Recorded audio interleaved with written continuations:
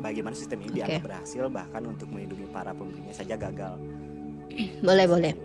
Sebenarnya kalau sebagian umat Islam menginginkan khilafah, sebenarnya seluruh umat Islam seharusnya menginginkan khilafah seharusnya, karena memang hukum-hukum di dalam Al-Quran itu diperuntukkan untuk umat Islam untuk ditegakkan. Nah, kalau bicara kan bukankah mereka meninggal semua? Lah, kita kan bakal meninggal semua, cuman caranya kan beda-beda. Ada yang meninggal ketika misal seperti Sayyidina Utsman ibnu Affan, beliau meninggal di kudeta gitu, kemudian meninggal terbunuh gitu. Bukan berarti khilafah itu tidak benar, karena memang di dalam Islam prinsipnya ada meninggal yang disebut dengan syahid. Kalau dalam Kristen itu meninggal martir lah istilahnya ya kan. Nah, atau misalkannya khalifah seperti Sayyidina Abu Bakar Siddiq tidak meninggal di kudeta, tidak meninggal dibunuh gitu. Jadi bukan berarti dengan meninggalnya para khalifah-khalifah itu, karena memang dalam Islam ini kita akan meninggal semua. Kami percaya bahwa kita akan meninggal cepat, cuman caranya kan beda-beda. Nah, jadi sebenarnya gitu. Tidak ada kaitannya khalifah-khalifah yang wafat dengan dengan kebenaran khalifah itu sendiri. Tapi ini akan sedikit membawakan fakta sejarah yang silahkan kalau memang bisa bertemu bantahannya silahkan. Uni baca di dalam buku Karen Armstrong yang berjudul Perang Suci. Di halaman ke pengantar kedua itu, di Karen Armstrong ini bukan muslim ya, tahu ya Karen Armstrong. Dia menuliskan kisah tentang perang suci, yaitu tentang perang salib dan perang segala macam. Dan tahukah Anda bahwa sebelum tentara salib datang ke Yerusalem, itu 3 agama, ini tertulis di dalam buku Karen Armstrong di buku pengantar nomor 2.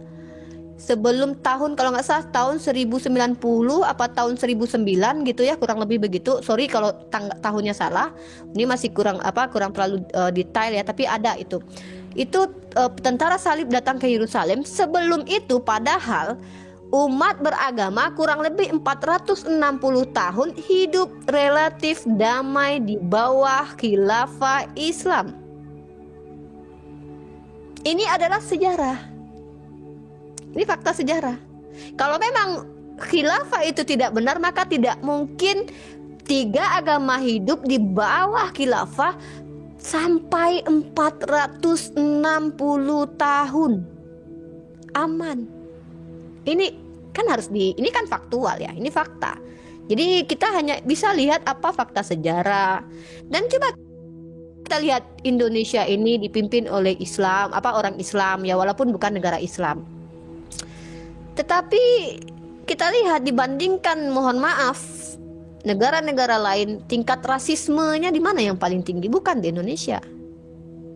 Nah gitu. Jadi kalau ditanya kenapa sebagian umat Islam tegak khilafah, setiap umat Islam seharusnya merindukan khilafah gitu. Karena khilafah itu syariat Islam ditegakkan, tetapi ada kekhawatiran, kesalahpahaman masalah khilafah. Ada yang mengatakan khilafah itu ya mereka karena mungkin tidak tahu bahwa hukum-hukum yang ditetapkan oleh peraturan Islam itu tidak perorangan, bisa dikerjakan. Contoh, zina harus dirajam misalnya. Nggak bisa sembarangan begitu saja, rajam-rajam aja, nggak bisa. Ketua RT-nya yang rajam, nggak bisa gitu. Jadi harus terpenuhi dulu syarat-syarat ketentuan-ketentuan hukum khilafah. Contoh, mencuri potong tangan misal, ya kan? Nggak bisa langsung potong-potong aja, lihat dulu situasi dan kondisinya. Apakah dia dalam keadaan lapar? Apakah masyarakat di situ memperhatikan teman-teman saudaranya yang lapar sehingga dia mencuri? Jadi harus ada hal-hal yang harus dipenuhi dulu. By the way, masalah hukum-hukum ini bukan cuma Islam. Kalau adik bisa lihat di dalam kitab adik sendiri, itu sudah ada sebelum Islam hukum-hukum seperti ini. Mata ganti mata, nyawa balas nyawa, gigi ganti gigi. Sudah ada. Islam hanya melanjutkan apa yang sudah dibawa oleh nabi-nabi terdahulu. Kurang lebih begitu. Tapi ini kalau Arab Saudi kenapa nggak pakai sistem khilafah dia? Negara itu. Arab Saudi, Uni tidak tahu ya tentang hukum di Arab Saudi, bagaimana implementasinya hukum di sana. Tetapi ya Uni belum pernah sih. Uni juga belum pelajari nih mereka menegakkan hukum apa di sana. Tapi ya secara Uni lihat sejarah-sejarah juga, justru yang kayak Brunei itu relatif aman, negara-negara Qatar gitu kan, Uni Emirat Arab, bahkan negara-negara itu termasuk negara-negara aman gitu. Ya kan? Kalau kita lihat ini ya, survei secara global, jangan survei-surveian gitu. Karena kan Uni belum pernah ke sana ya kan. Uni cuma bisa melihat survei secara global. Gitu. Jadi kalau kita bicara tentang khilafah itu sendiri, hukum khilafah, maka kami umat Islam itu bukan perorangan menjalankannya gitu. Ada hukum-hukum yang harus ijtima ulama segala macam. Jadi kami bermakmum. Islam itu menganjurkan kami untuk bermakmum gitu. Kami punya amir yang ditunjuk sebagai penanggung jawab gitu. Artinya gitu, secara sejarah kalau khilafah itu salah, nggak mungkin Yerusalem itu dipimpin dalam khilafah Islam selama 460 tahun. Gitu sih secara sejarah. Baik juga Ottoman ya, kekhilafan Ottoman juga ya. Ya intinya sebelum Ottoman hancur apa segala macam, sebelum perang salib datang juga istilahnya, dan penaklukan Konstantinopel justru menghentikan perang salib. Dan perang salib adalah perang termengerikan sepanjang sejarah ya. Ya silakan baca sendiri bagaimana kronologisnya perang salib gitu.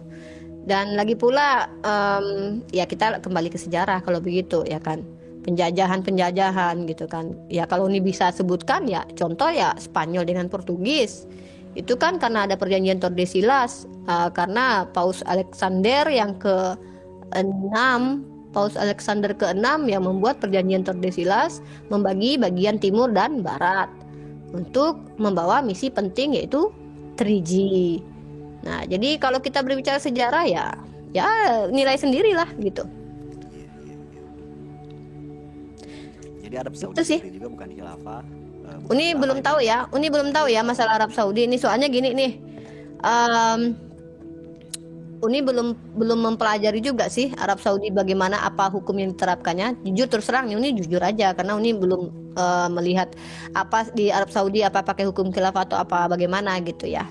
Tapi yang jelas adalah kalau berbicara apakah hukum khilafah itu kalau memang tidak baik, maka seperti yang Uni katakan tadi secara sejarah dan juga implementasinya juga tidak seperti yang orang-orang di luar Islam pahami gitu. Karena yang menyebar adalah kejam. Kalau kita komparasikan dalil, maka akan ketemu bahwa ternyata di kitab teman-teman juga ada hukum serupa gitu. Bahkan mungkin ya kalau dipertanyakan akan lebih mengerikan lagi gitu. Bahkan di dalam kitabnya Perjanjian Lama Anda itu, orang yang mengajak orang lain untuk ke agamanya atau mengajak seseorang misionaris lah istilahnya, itu harus dibunuh loh. Ya, itu ada dalilnya itu. Kalau misionaris harus dibunuh gitu. Iya, itu bukan di kitab kami. Saya membacakan di kitab Perjanjian Lama kalian gitu. Itu ada dalilnya. Di dalam kitab Ulangan. Buddha. Ya? Saya Buddha, Uni bukan. Oh Buddha. Oh sorry Buddha ya. Oh iya sorry. Kirain biasanya yang tertarik dengan teologis ini kan Islam Kristen. Kalau Buddha Hindu tuh biasanya jarang, karena orang-orang Buddha dan Hindu ini mereka tuh memang terbuka ya. Orang Buddha sendiri pun lebih terbuka, artinya tuh kalau bolehlah kita belajar perkembangan Hindu sendiri gitu kan, lebih terbuka terhadap pemahaman orang lain. Makanya tidak terjadi diskusi epik atau diskusi panas antara Islam dengan Hindu, karena memang Hindu Buddha pun bukan agama syiar gitu ya kan.